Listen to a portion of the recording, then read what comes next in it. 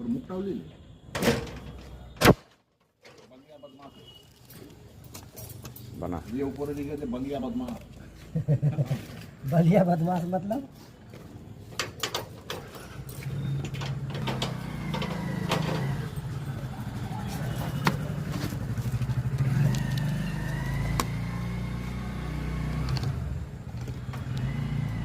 ना हम दुकान क्यों गया चलो तो अचार का तेल दो तो और थोड़ा सा अरे अचार फचार मत दो भाई थोड़ा सा तेल दो तेल में आलू काबली में तेल होता है नहीं मैं अचार मत दो ना तुमके तो तेल दो नहीं मखा